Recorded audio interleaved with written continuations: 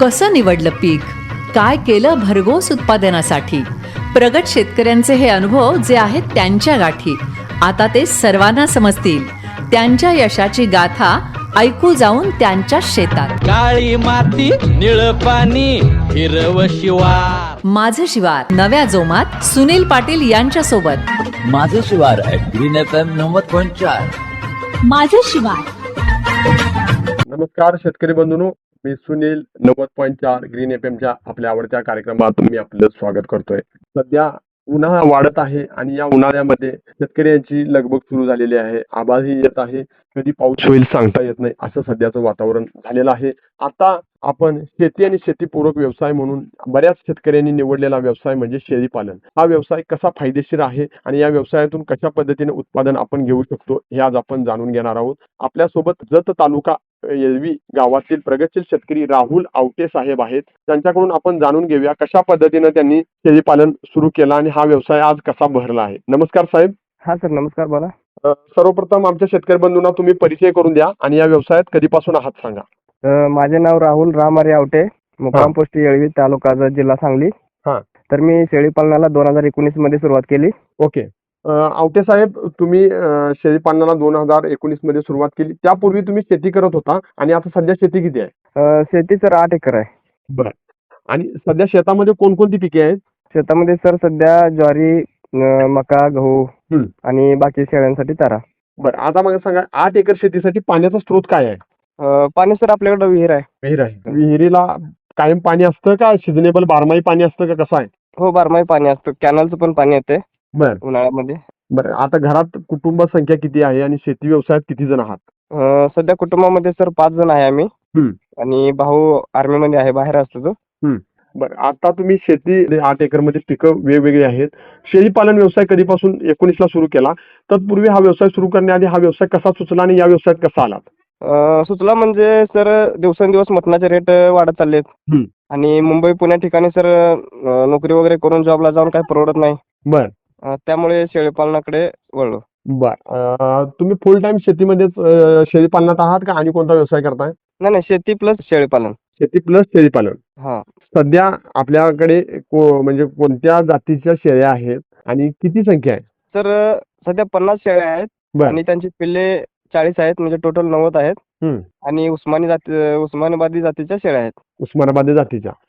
पूर्वी सर महाराष्ट्रामध्ये आपल्यात जर बघितलं तर अनेक प्रजाती शेळीपालन करायच्या, म्हणजे बऱ्याच धनगर समाजाचे जे लोक आहेत ते शेळीपालन करायचे किंवा मेंढीपालन करायचे आणि ते दिवसा चरण्यासाठी शेळ्या घेऊन जायचे, डोंगर माळावर चरून संध्याकाळी घेऊन यायचे. तो ट्रेंड होता. मात्र सध्या आता शेळ्या जर बघितल्या तर गोट्यामध्ये बंदिस्त असाही शेळ्यांचा ट्रेंड आलाय. आपल्याकडे आपण शेळीपालन कसं करताय? सर आपलं सर टोटल बंदिस्त पण नाही आणि टोटल असं म्हणजे मोकळं पण फिरस्ती पण नाही. आपलं अर्ध बंदिस्त शेळीपालन आहे.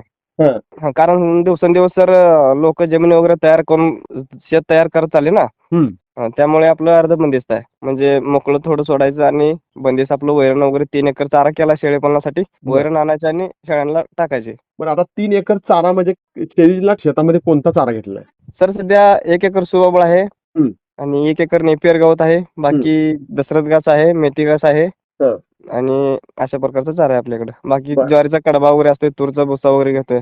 बाकीच्या ज्या तुम्ही म्हणालात की थोडं फिरायला सोडताय आणि बंदिस्ती आहे, ज्या शेळ्यांना फिरायला सोडताय त्यामध्ये काय असं बदल केलाय का? सर्व शेळ्या फिरण्यासाठी बाहेर नेताय, हिंडण्यासाठी? नाही, बाहेर सोडलं तर सर्वच शेळ्या बाहेर. असं मग वातावरण आहे का? असं मोकळं परिसर आहे का तिथं? हो, परिसर आहे थोडा. पण आता कसं आहे, 4 महिने उन्हाळ्यामध्ये बाहेर सोडत नाही सर जास्त. हा, उन्हाळ्यामध्ये पूर्ण बंदिस्त असते आणि पावसाळ्यामध्ये बाहेर सोडते. कारण एका ठिकाणी ओलावास असल्यामुळे कसं होतं, शेळ्यांच्या नखामध्ये म्हणजे दुखापत वगैरे होणे किंवा पू होणे अशा प्रकारचे हे होतं. आता सांगा आवटे साहेब की उन्हाळ्यामध्ये तुम्ही सोडत नाही. बऱ्याच शेतकऱ्यांचं किंवा डॉक्टरांचं मत असतं की शेळीपालन करत असताना उन्हाळ्यापासून जपलं पाहिजे. हो, उन्हाळ्यापासून म्हणजे सर उन्हाळ्यामध्ये पावसाळ्याच्या सुरुवातीला वॅक्सिन म्हणजे लसीकरण वगैरे करणं गरजेचं आहे त्यांना. ETV, PPR ह्या लसीकरण करणे गरजेचं आहे. काय लसीकरणामुळे काय फायदा होतो? कुठल्या रोगाचा प्रादुर्भाव होण्यास बळी पडत नाही? ETV केल्यामुळे काय होतंय, जर तुम्ही पावसाळ्यामध्ये शेळ्या बाहेर चरायला सोडल्या हम्म. तर त्यांना ते किडा वगैरे असतात ते खाल्ल्यामुळं शेळ्या मरतात. आणि बाकी PPR वगैरे असते ते म्हणजे असं ही लागते ना, हगवण वगैरे लागले तर शेळ्या त्याने पण शेळ्या मरतात. आणि लसीकरण केल्यामुळे काय होते सर, तुमच्या शेळ्या आजारी पडतात पण शेळ्या मरत नाहीत. तुम्ही ज्या वेळेला व्यवसाय सुरू केला शेळीपालन त्यावेळेला किती शेळ्यांपासून सुरू केला होता? सर 2019च्या अगोदर आमच्याकडे 5 शेळ्या होत्या फक्त. हा, मग 19 पासून पुढे वाढवत आता 50 शेळ्या आहेत. म्हणजे 5 शेळ्यापासून हा व्यवसाय सुरू केला. हो, 5 शेळ्यापासून सुरुवात केला. कसा अनुभव वाटतोय आपणास? म्हणजे शेतकऱ्यांनी बाकी शेतकऱ्यांनी जर सुरू करायचा म्हटला हा उद्योग तर कसं सुरू करावा? सर हा शेळीपालन व्यवसाय हा एक नंबर व्यवसाय आहे. यामध्ये भांडवल कमी आहे, उत्पन्न जास्त आहे, देखभाल पण कमी आहे.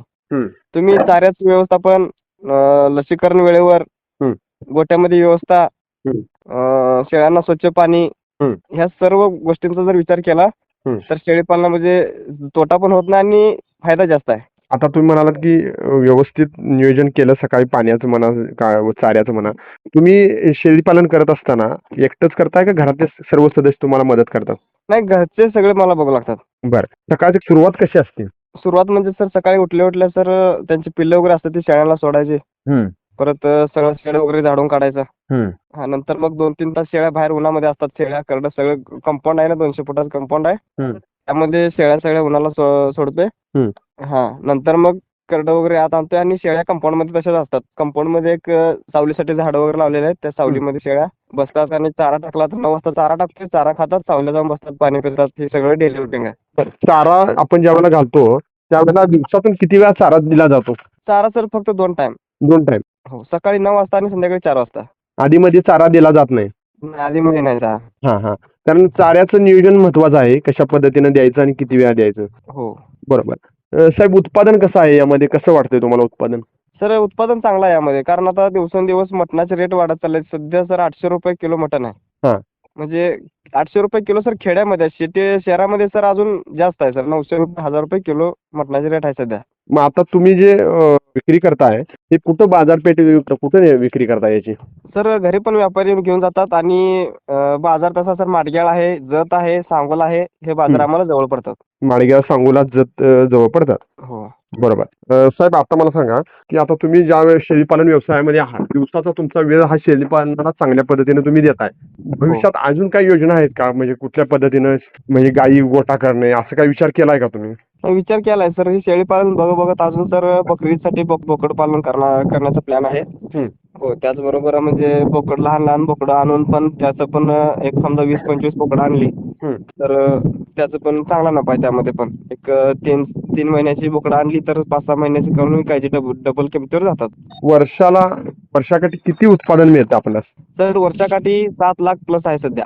ओके. आता नवीन शेतकरी, नवीन तरुण जे शाळा शिकलेले आहेत, मात्र व्यवसाय कुठला करायचा या विचारात आहेत, अशा तरुणांना तुम्ही काय सांगाल?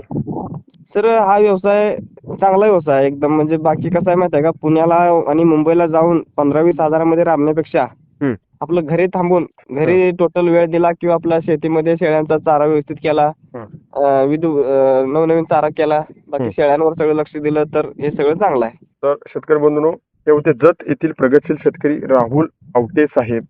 यांच्याशी आपण शेळीपालनावर इत्यंभूत माहिती घेतली. त्यांचा मोबाईल क्रमांक आहे 77-75-84-39-80. आपणास काय मार्गदर्शन हवं असेल तर आपण या नंबरवरती कॉल करू शकता. शेतकरी बंधूंनो, आता वेळ झाली तर सामन्याची. उद्या भेटूया आपल्या आवडत्या कार्यक्रमामध्ये. तोपर्यंत धन्यवाद.